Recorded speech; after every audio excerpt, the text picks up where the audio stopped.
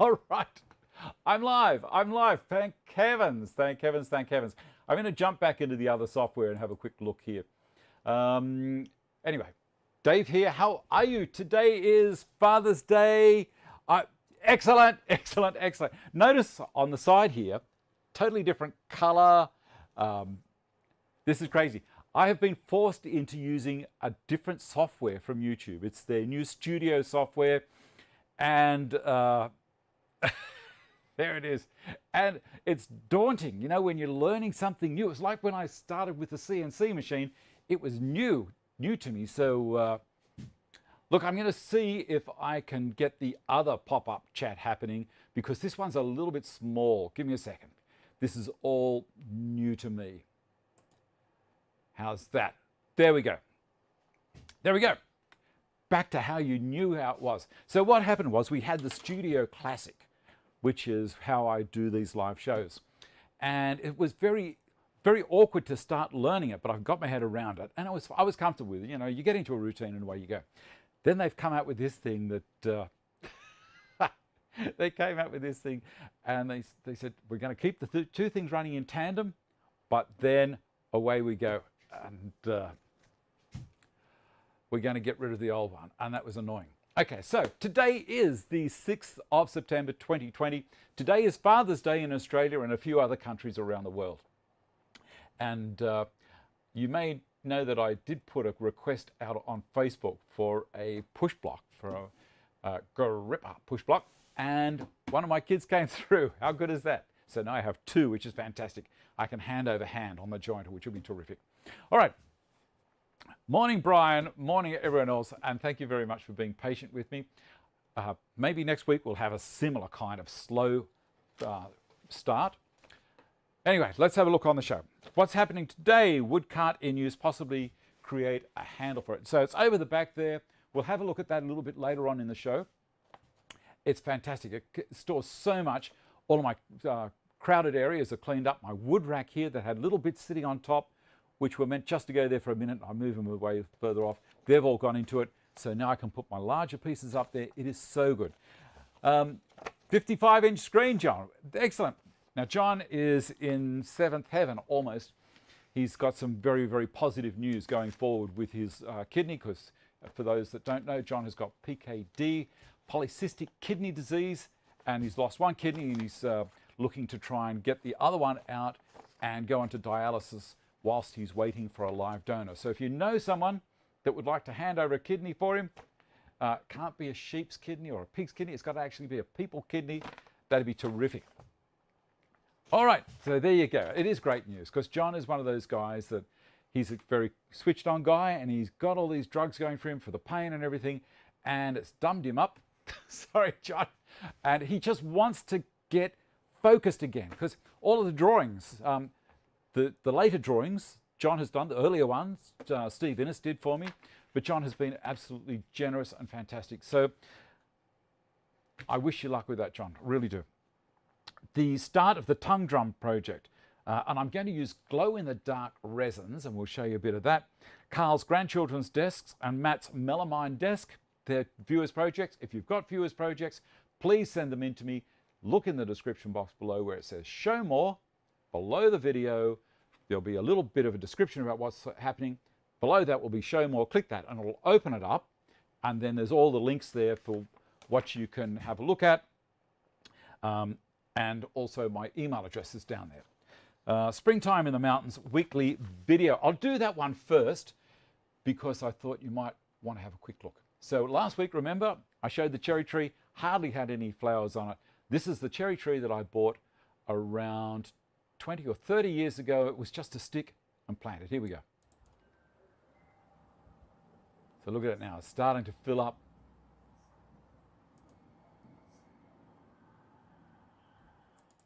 And that's just going to be magic when it's fully in blossom. The bees are all over it at the moment, but when it's fully in blossom, it's just beautiful. Yep, we're all thinking good thoughts for you. Sorry you're late. Into the corner, Russell, and you can sit there and eat Tim Tams. Okay, so let's have a look over here. This is the tongue drum. Now, I am also creating some some V-carve on the side. So I've went into a spire, popped it on the CNC and created these. And also I've created a V all the way around so I can just cut these parts out individually. It's really, really a lot of fun. Also, I'll quickly show you there. There was a split. This is this laminated board you can get from the big box stores. This is European beech. And there was a bit of a split here where the joint hadn't happened too well when they were gluing all the pieces together. So I've used resin and a black pigment, poured it over the lot and let it seep in. On the back, I've hit it with duct tape. The reason being, it seeps in, and that's what I wanted to do. I found that blue tape or masking tape is a waste of time because it just melts the glue, I think. But the duct tape doesn't go through it, does not go through it at all. So I'll show you a quick little bit of video of the text. Now, I'm going to turn the sound off on this because it's very loud. I did a test to start on some parts.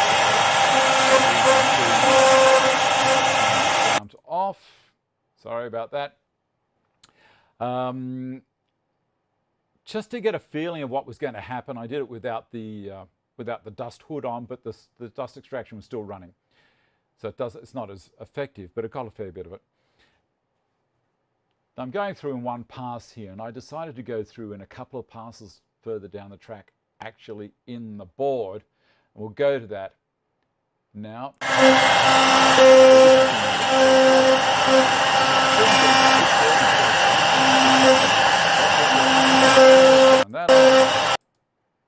Sorry about that again.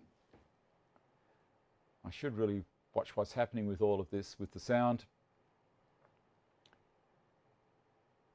So the text there is jungle, as you can see.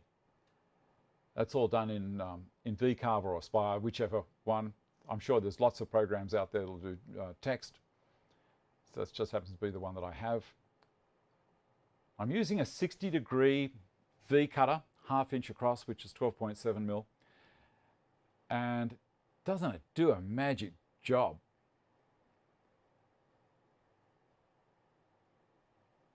Absolutely lovely.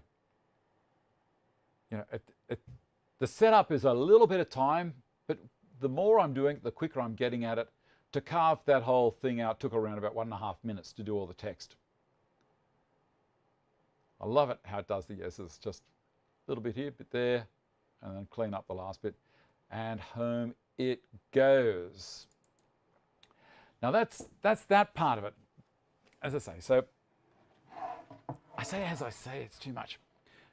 So that's that and that. Now, these parts here, I thought, well, while I've got it all set up, why not run the cutter around, and it's all ready for me to put it over the table saw and dock it off at the drop saw. So let's have a look here. Down again.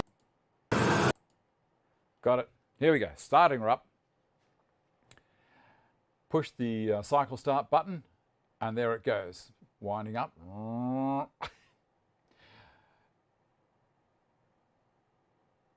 So that's that 60-degree cutter going straight down the side, giving me a chamfer on the edge, and then marking out that individual piece. Now I'm going to keep all of these pieces on that one board until I finish, because my plan is, after I've poured the resin and let it set, next week what I'm going to do is I'm going to run the surface cutter over it, take 2 millimeters off the top.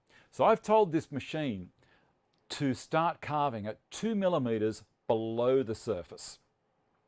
So that's going to get rid of all of the bleed that would have happened. It's one of these things I'm learning as I'm going along. Hi Eb, thanks for Happy Father's Day. Happy Father's Day to Danny as well. I get mesmerized when I'm watching this machine. It's fantastic. All it is a router. It's being driven by a computer. I tell it what to do. It's not a situation of the skill disappearing. It's another skill set. Hi Jazz, how are you? Excellent. I don't know if she's able to make any comment. I don't know if she's watching on a telly or on a phone. Shane's going to have a chat to me later on after the show. There you go, Eb. So there we go. It's going back to the corner and stopping. Back to me again. So as I said, I did it again, didn't I? That's my individual pieces.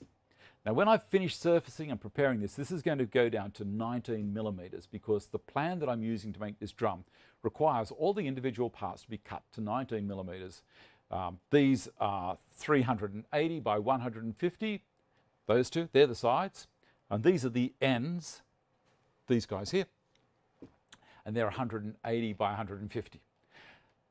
This is beech. I'm going to either use, let me see if I can find it for you, either use some of the bloodwood that I cut down in 2018. Now this has got not a bad tone.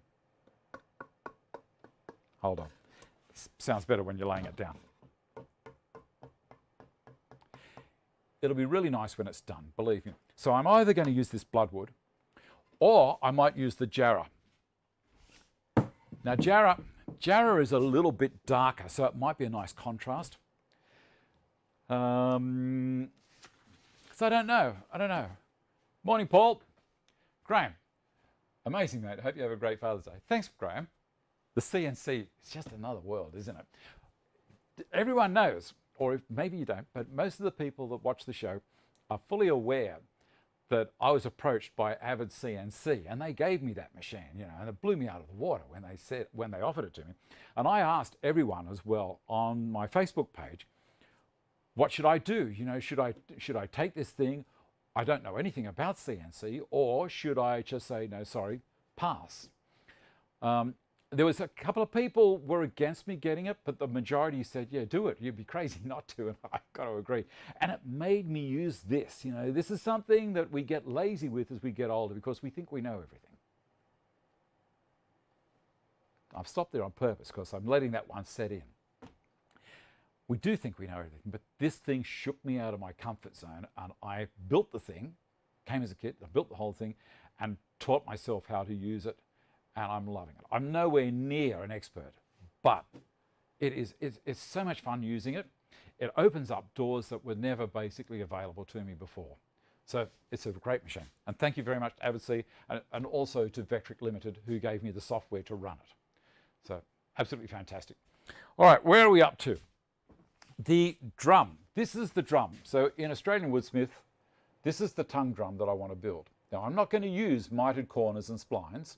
I'm going to use Cole's Gifkins jig. I'm going to create dovetail corners on this. So once this has all been milled down to 19 millimeters, then we'll take it over to the Gifkins jig and create all the dovetails and put the box together, and then we'll cut the top so it'll have all of those fancy looking things on the top. And instead of having these handles down the side here, I may drill a hole right through the end of the box to slide the handles in or across, because we're going to have text down the side here. And that's the next thing we're going to do. We're going to pour the glow-in-the-dark resin. And this is amazing stuff. I'll show you a picture of the box. This is the stuff. It's eye candy, and it's got on the corner here, glow-in-the-dark. Now there are links, fully open about the affiliate links down below in the description. So below what it says, you're happy to share me. Good on you.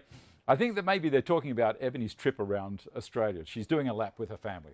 And she also has a page on the Warpath. I think that's on Instagram and Facebook. And also I think she's doing some stuff on YouTube. And her daughter is documenting the thing from the eyes of an 8-year-old on YouTube as well. Emerald's Aussie Adventure. Put the link there, Ebony.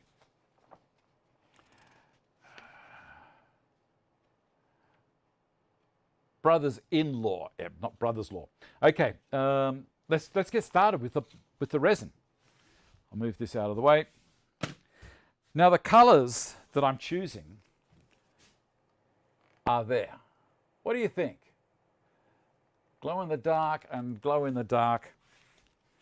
First thing I've got to do is mix up some resin, so we'll get all these set up. I'm going to use 3 cups to start. No, maybe just 2. There's a little trick to this. First thing to do, of course, is put the gloves on. Now, with these things, don't be tempted to blow into them, because moisture in your breath is going to make the glove really sticky. These things just dry. They work fantastic. So as I was saying, yeah, the links, as I was saying again, the links, brother-in-law, there you go.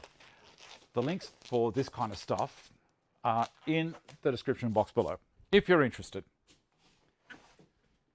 How I'm going to do this is I'm going to pour the hardener. I'm using Perfect Cast Deep Cast and resin, so it's a 2-to-1 mix, 2 resin to 1 hardener. So how I'm going to do this is pour out 1 hardener to start. Now I'm going to go up to, what I might do is I might put a mark on the side, and that will help me big time if I can find my marking pen. There it is. So I'm going to put a mark on the side here. Just looking at how much I've got to pour. There's a fair bit there. So I'm going to go halfway up the cup.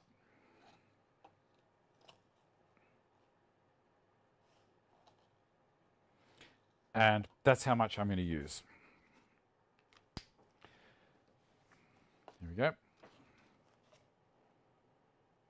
It might be too much. It may not. I don't know. There we go. That's the hardener. They've got the caps. So you know, red and red. This is all clear. This is kind of coloured. So you don't mix them up. Don't ever put the resin on the hardener or the hardener on the resin. If anyone's interested, okay. It won't let you put the link there. No. Put the link after the show, Eb, in the comments. Now, I've automatically blocked any hyperlinks. So you put it in there, and when after the show, I will allow that one through. Okay, so there's that one. And we'll pour this one up to the mark. There we go. I'll get a mixing jug.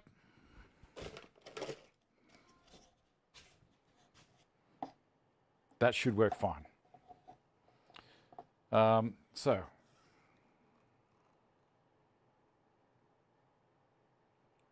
that's the hardener and resin. It's fun, isn't it? And I'm going to put another resin in there as well. I've got a Bar of Western Australia is shut down. I had a request last night for someone who wants to buy one of my benches and have it sent to Western Australia, over to Perth. Australia's a big country, and it's a long distance to send something by courier.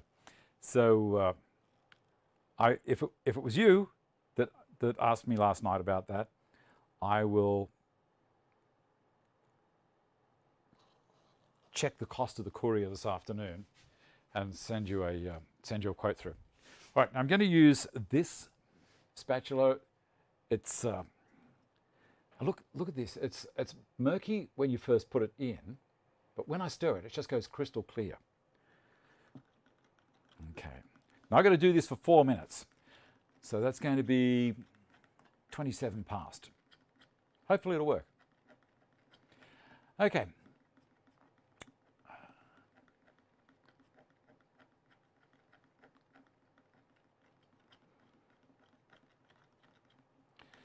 La la la la la la. Oh, put the lid on. Now I'm using deep cast because it doesn't generate as many bubbles. Now the other thing I've done, keep on stirring, David, is I'll grab that from over here.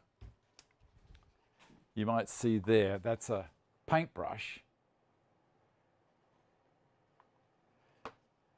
I will, Peter, that's a good idea.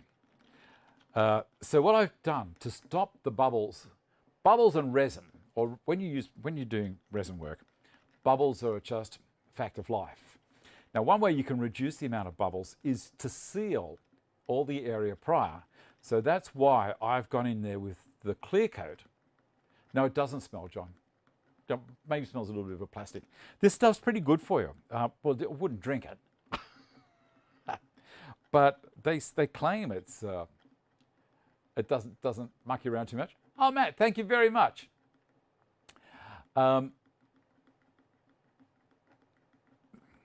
I'm trying to read and work out what's going at the same time. So the thing is to seal the timber. So in all of that engraving that the CNC did, last night, about 7 o'clock last night, preparing for the show today, I coated it all with one coat of the clear coat, which is the same product.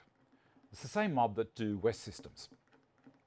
So it's pretty good resin, but it does shrink a little bit. So that's one of the other things. I think a lot of the resins shrink out a little bit. So if you can seal it, then you're shrinking it. You're making sure it doesn't shrink as much. It doesn't just soak into the timber and pop bubbles out. Now also, doing it this way, I'm going to take 2 millimeters off the timber when it's all set in about 7 days. Like, it takes a long time to cure. Gets to its maximum hardness. And then it's, I'll take the top off, and then I won't have any bleed marks. It's just one of those little tricks that you pick up as you're going along. Look how clear it's getting now. All right, when I've finished the whole thing, I'm going to finish it with whittle wax. So I'm going to sand it all after, when you pour it at the beginning, it looks like it's got a real high glossy finish. So that's part of the stuff we'll go on when I'm finishing the box. I'll show you how all of that works. When you sand it, you think, oh my God, what have I done to it? It's just gone scratched crazy.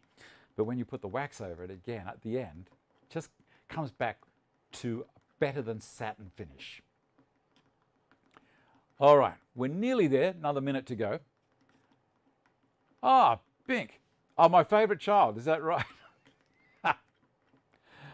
You might see this mark on my arm, just showing how old I am. I've been doing some tree work during the week, and I was chainsawing one log, and it rolled back towards me a little bit, and I kind of put my arm there to stop it, and it did stop. When you go to chainsaw, you want to make sure that things are safe. Well, yes, you can come out of the naughty corner, Russell, now that you've finished the packet of Tim Tams. And it bumped into me. Now, when I was younger, that wouldn't have shown as much as a bruise or, bleed under the skin. It's one of the buggers about getting old, isn't it? Yeah. Okay, I think that's going to just about do. Now, what I'm going to do is I'm going to decant some from here into 2 other cups. I'm going to spread it out pretty much evenly.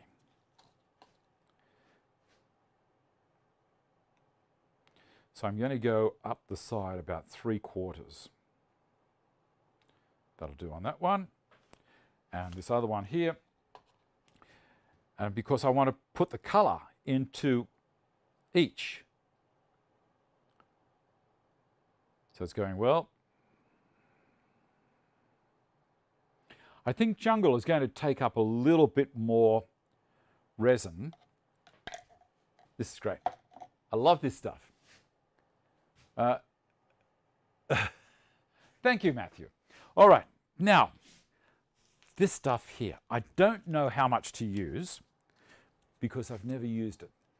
But I have used their neon, and I've found with the neon stuff, it's, you don't need a lot.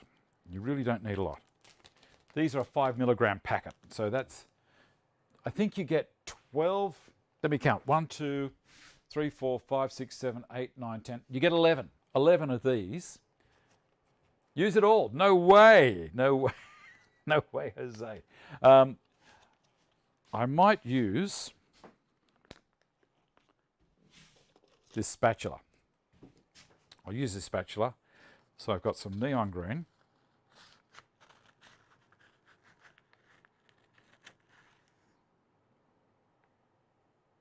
I'll put a little bit more in. And I'm going to use the other end of the spatula. G'day, Steve, how are you?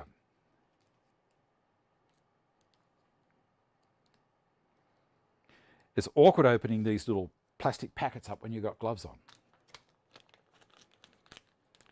They make sure that they don't get damaged. See that?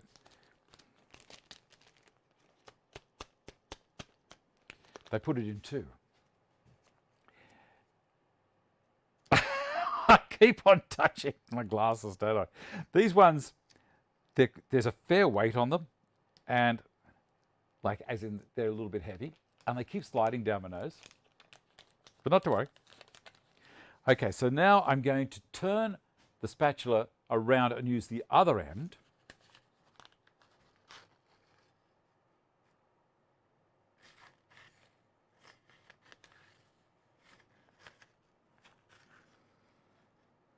There we go. All right. Now, I'm going to use the spatula I used at the beginning in one and this guy in the other. Let's see how we go. You know what? I may end up using the whole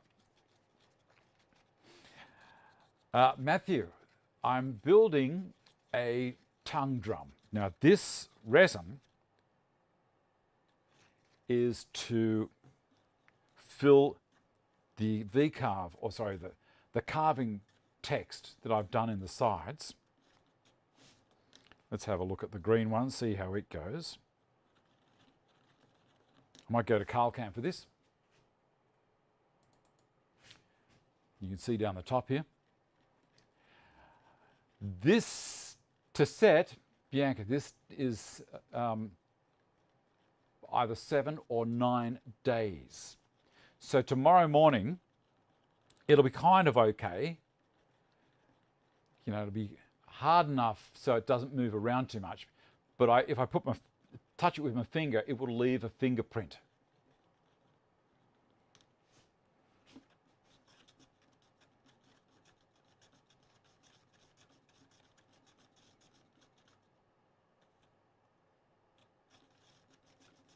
This is going okay.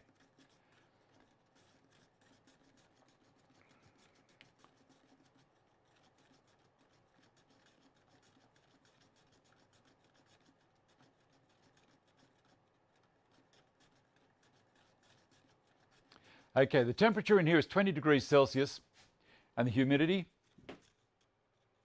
is not too bad. According to the air conditioner on the wall, I think it's around 45% humidity. This room has got reverse cycle air conditioning in it. Silver, it's been quite a while watching live. I am never around, but watching later Saturday or Sunday night. G'day, Silver, how are you?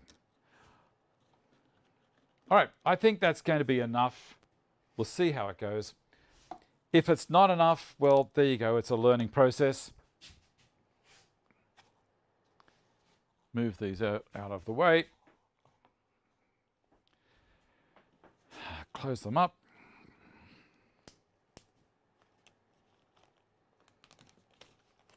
Those back over there. And this. Spin it around this way. There you go. Now you can see everything I have here. All right, which colour do you reckon? The green for the jungle, purple for the drums.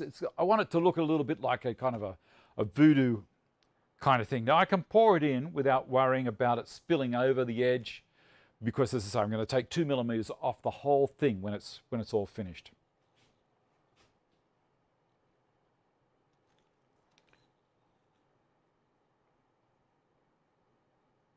We'll see. You know what? I'm going to put more in. I'm going to go with what they said earlier. Let's tip the whole lot in. It's 5 milligrams. Better too much than not enough. What do you reckon? And the purple as well. Green for the jungle. I think so, David. Has anyone else done any resin work with text? Alternate letters. I had thought about that, but I didn't want it to look too busy. Here we go. Keep on stirring.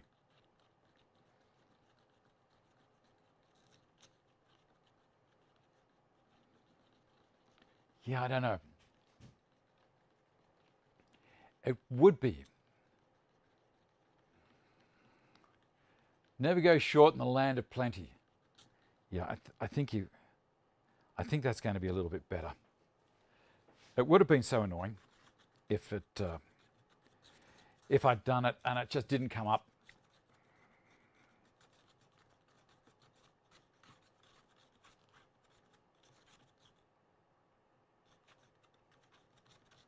I should have really gone onto their site and worked out what was happening.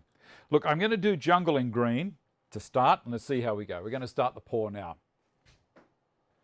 Would be busy and distracting. I think so. And you notice I've not worried too much about about anything really in life. No, about getting any mess on here. Here we go. Going to start pouring.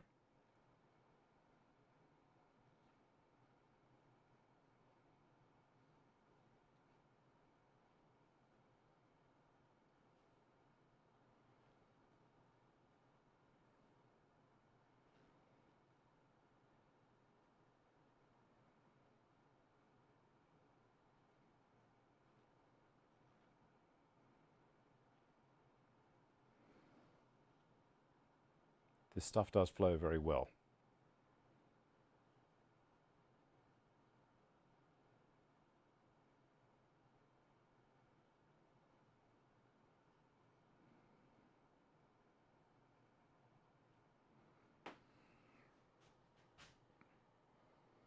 All right, that's looking okay.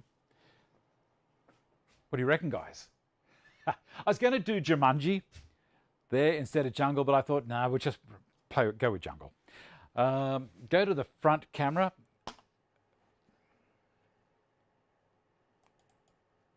There we go. So you can see there, it's not really a great view you're getting there.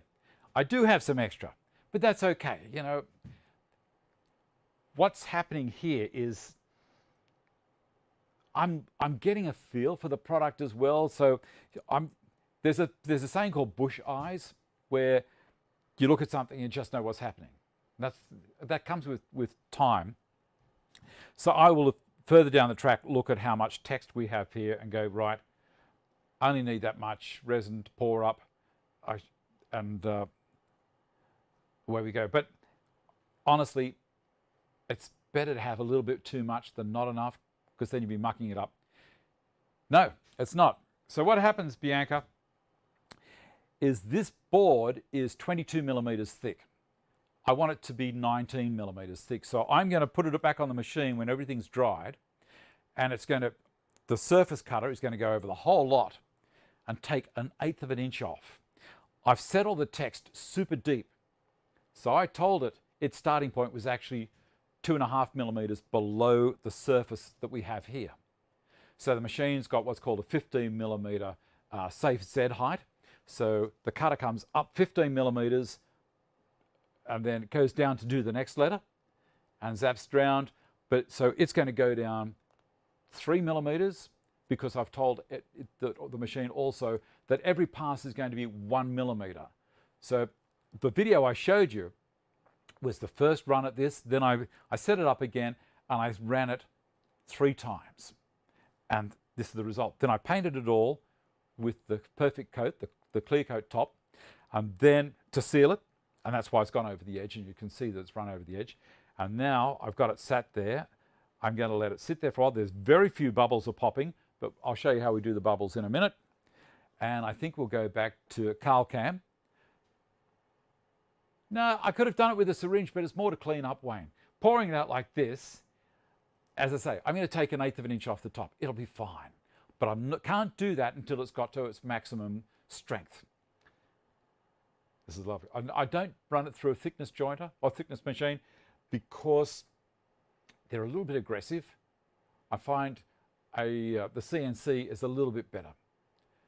Cost is a bit prohibitive. Did you say bush eyes? Yes, I did say bush eyes. Better be looking at it than looking for it. Let's go to Carl Cam again. There we go. We're going to pour the purple section. Extra is not a bad thing. You'd want to rush, make more, especially since you used all the tint. Exactly right. Would it be easier with the syringe? Okay, looks good. Tipo, so you've basically made an extra over allowance for final trimming to thickness. Yes, correct. Correct. It's one of those things that as you're going through it all, you go, yep, that's going to be better. It's just experience. And I haven't got a lot of experience. I'm getting experience as I'm going. But this is beautiful. Here we go.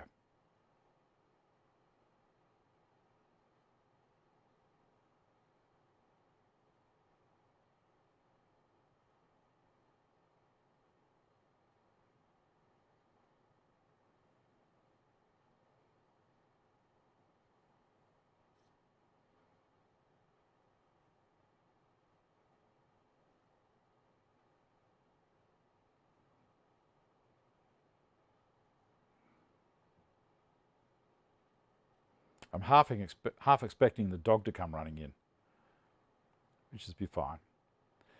Now, if you're doing this without this method, without pouring and going crazy and letting it run over the top and then cutting a whole lot off the surface, yes, use a syringe. I like this. I like it. Use a syringe as Wayne had suggested. And what about adding to your Stanton sign below? No, because I haven't got any contact adhesive over it to stop any overflow. Well, the temperature in here is really helping as well. This is great. I love it. Almost looks like mulberry, doesn't it? This is good. I don't care that I've got that much left over. So I used possibly a third of what I mixed up. So in the future, I will know for that much letterage, is that such a word? I would possibly go maybe to 2 ribs up the side of that cup. Okay, looking at the side there, I'd possibly go 2 ribs up and that would be enough. So I could work out a formula. How many letters have I got here? 1, 2, 3, 4, 5, 6, 7, 8, 9, 10, 11. 11 letters. All right. And come up to the bottom of that. I might write that down in a book somewhere so that I remember. All right, well, that's beautiful. I'm going to put that over there for it to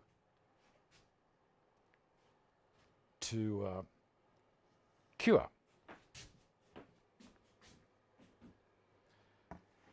Now, the other thing is, if you're going to do this stuff and not do the way that I've just done, as I started talking about, it's a good idea. Let me switch cameras and I can focus on what I'm talking about.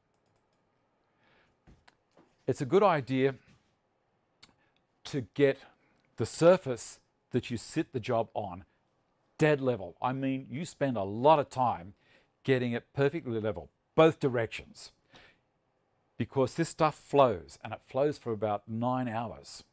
So it'll creep as it starts to go off, but just slowly flows. So having this system where I don't care if it runs over the top, and my text is actually 2 millimeters deeper because I'm going to take the top off, or 2 or 3 millimeters deeper. It doesn't matter if it's not perfectly flat. I don't have to worry as much. Well, I think that's going to be great. So I'm going to do the rest of what we're going to do. We're going to go over to the cart here, the wood cart, and take these off and put a handle in it because it's heavy. Oh, also, I've used little 3-inch wheels. Bad move on this cart. I'm going to put 4-inch wheels on it. The smaller the wheel, the harder it is to push. So let's push this guy around. This one's on 4-inch wheels and it moves easily. Get a drill out. Where is it?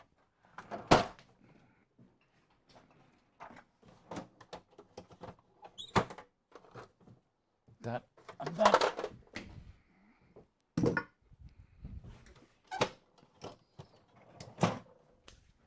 And I'll bring the cart into the picture so we can see what's happening.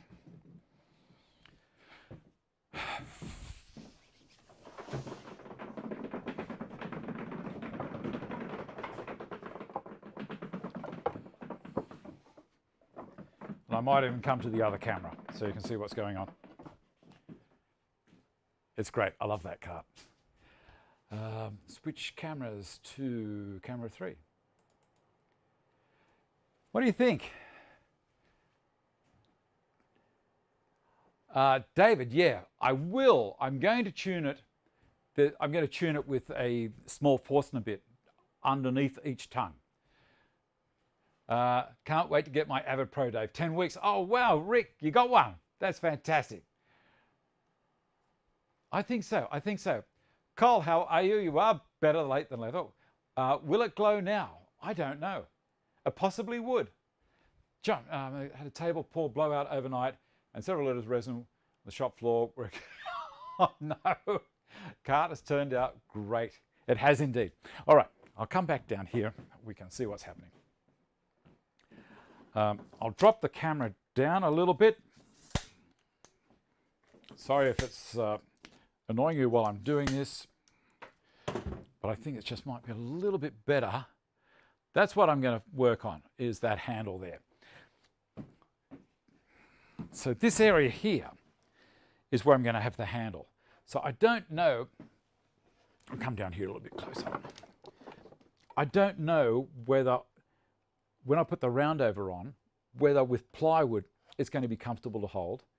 If worst comes to the worst, I can cut this off and glue and domino a piece of the same stuff that I'm using, that laminated beech, because the timber holds it gives me a really nice handle, as you've seen on the lathe cart and the other mobile carts that I've got in the workshop. So that might be the answer. But I'm going to drill the hole out here and join it with the jigsaw. I have got this clamped to the back so you can see the back of the lathe cart while I'm doing this.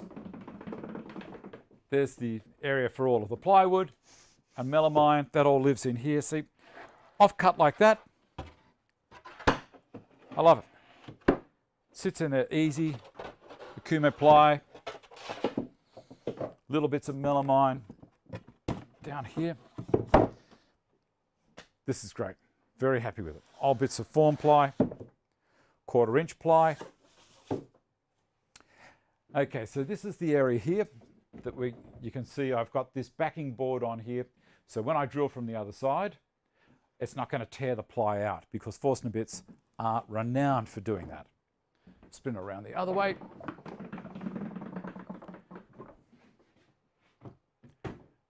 And we'll get the drill, put it together. And then I've got a couple of viewers' projects I want to show you too. So we'll drill this hole out to start.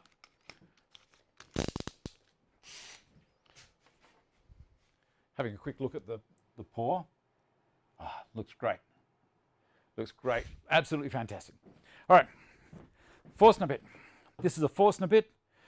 This is a 35mm tungsten designed for cutting out for cup hinges in kitchens. Okay.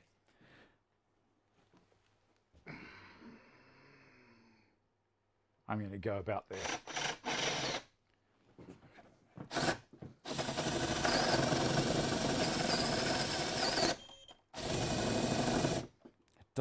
The plywood does leave a bit of furry stuff as it's going.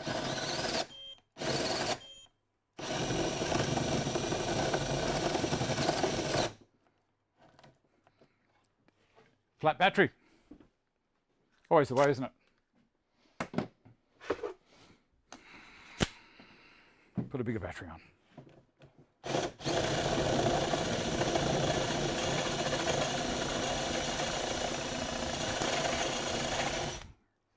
I think that's gone through.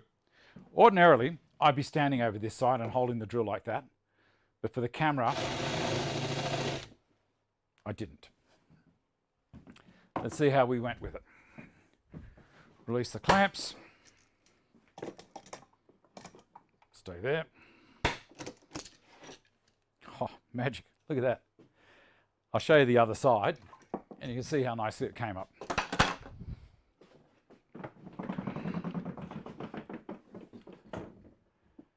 See that? Absolutely no tear out. That's great. Now I'm going to cut with the jigsaw. You may want to turn the sound of your monitor down.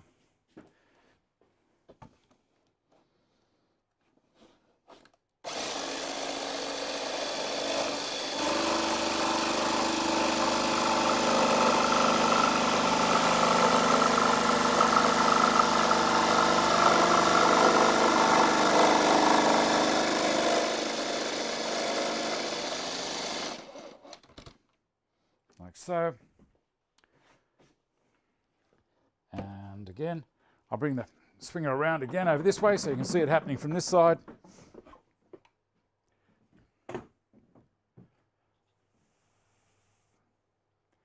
There.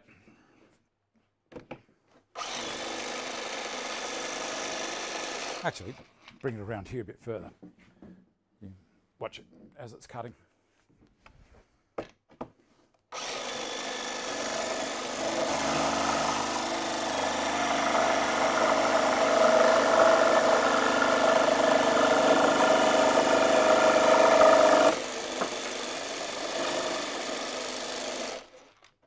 Lovely. There's my handle. That's going to work great. All right, back over to the front. All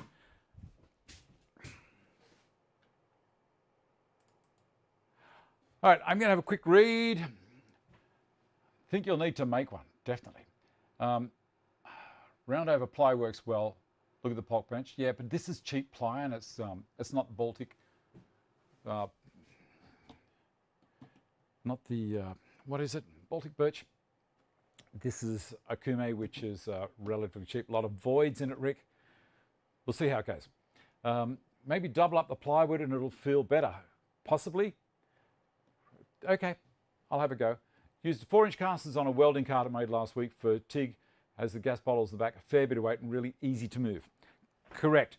I'm going to fit, I've got to get one more of these, but I've got these from Bunnings. They're a straight wheel, so that's for direction. And these ones I got from work down at Carvertech. So that's what I'm going to be using. Oh, look at that. That's fantastic. I'm excited.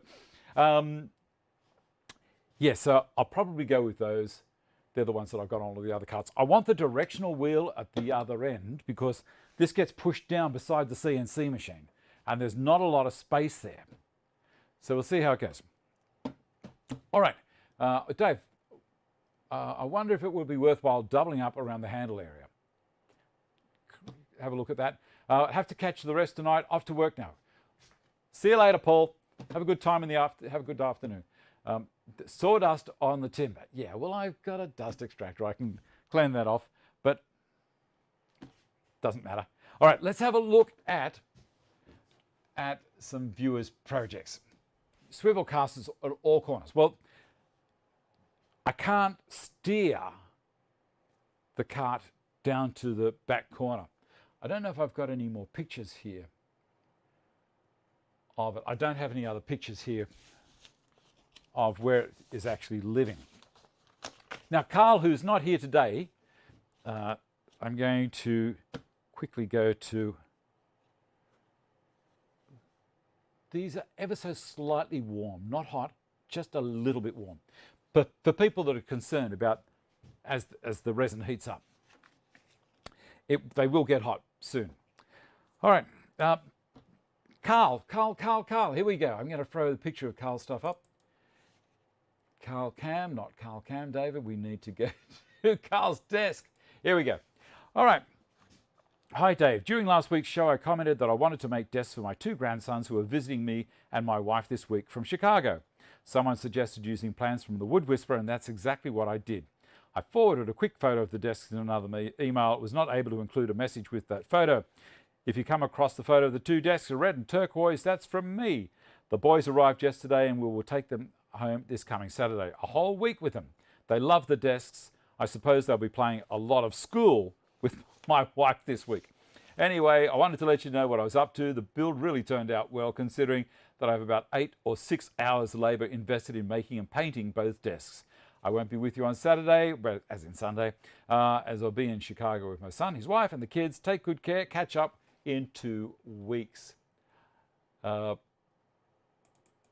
nice is that? I think that's fantastic.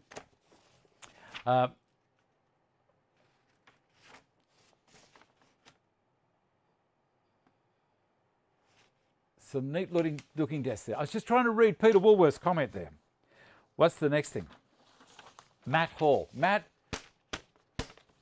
has made something and it blew me away.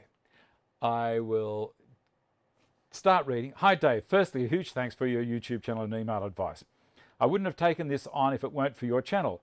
I've certainly never made anything like these before, so to say this is an ambitious project is an understatement in my book. I designed everything in SketchUp to start, but have made a few adjustments as I've gone and learned. Here we go. Let's go to the first picture. So it's taken me longer than I expected, but I've been checking and rechecking and taking things slowly. They're not perfect, but they are completely functional. I've made a few minor mistakes along the way with nothing that couldn't be fixed, concealed, or that would need a tape measure to spot, and have learned a great deal. So I'm getting better as I go. I have still have a few units to go and we'll forward more pictures in the future. Pics are of some of the cabinets that I've built and or are in progress and making a desk support, which was far more difficult than I imagined, but very happy with the result. Let's go to the next picture. You can see it going together. Only thing I didn't make was the desktop and some matching pieces not yet pictured, which was made by a local company to my design and measurements. Nothing is in final place in the pics, so may look a little out in places. Go to the next picture. I also need to make some drawers and fit handles. Everything has been assembled using the dominoes and pocket hole screws where they could be hidden, mostly to aid in the clamping, but they should add some strength as well. You can see it progressing more. Now if I could ask another question, I found I'm getting more chipping in the melamine underside than when I first started. The top is still excellent using your reverse scribe method. Is this a sign of the blade becoming dull or perhaps pushing too quickly? I think it's a combination. Look at this. This is just lovely. I love this kind of stuff. These are the support cabinets, and you'll notice there's a lot of tape on the cabinets letting him know where he is with everything. And the domino there with the TSO Bigfoot, and doesn't that work so well? Check out TSO's website. You find the link in the description box down the bottom. And there's his desk. What a desk. That front section, I don't know if he's going to put ornamental stuff there or what's going to happen there, but that looks absolutely fantastic. Clamps central, indeed it is. Doesn't it look fantastic? Now, this guy's never done anything like this in his life. And he said, you know what? After watching your show, I picked up some tips and I went out there and did it. That is the thing, is you get over this hurdle of thinking, oh, I could never do that. Well, you bloody well can. Isn't it awesome, Pink? You'd love a desk like that. And no, don't ask me. I'm not making one for you. You can ask your husband to make one. All right. Regards, Matt. That is so good. I'm going to read through the list here. We're nearly out of time. Woodcut news, glow in the dark, springtime in the mountains. Oh, one thing I'm going to do is I'm going to hit this with the gas torch now. So that's the thing, to release the air bubbles. There's not many there. Not many at all. Bring this back into the limelight. Actually, I'm going to pour a little bit more in there because it is starting to settle down. I did say that it shrinks down as it's going off, and it, bugger, yeah. It does shrink down a little bit. Oh, this is magic. Pour a little bit more over the top. I am getting a few bubbles there.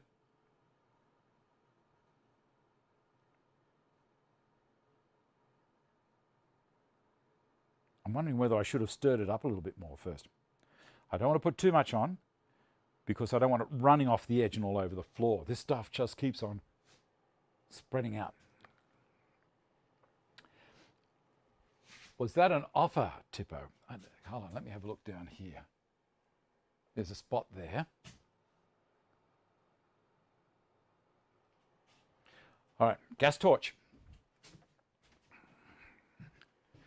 Down here. Now I have a heat gun, but I prefer using this little torch, this thing here, because I have a whole lot more control over what's happening here. Carl cam. All right, turn her on and push her in, and she's running. See that? You may or may not be able to see it. Okay, we're going to give it a bit of a glance. I'm looking for the bubbles. There was a series of bubbles there.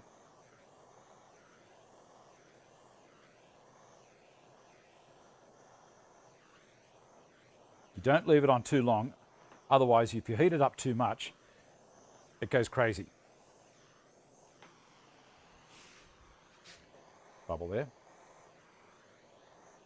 And there. There. Gone. That might be a bit of dust. That's the other thing, you got to be careful when you're pouring this stuff on. If you think you see a bubble, it might be a bit of dust, and if you dwell there too long,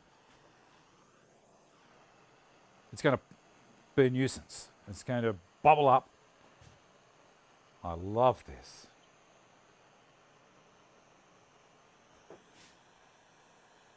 I'm starting to think also about possibly painting the outside of the box with the glow-in-the-dark colour over the top as well with the clear coat, and seeing if that, I like that kind of little green pigment. We'll see. You know,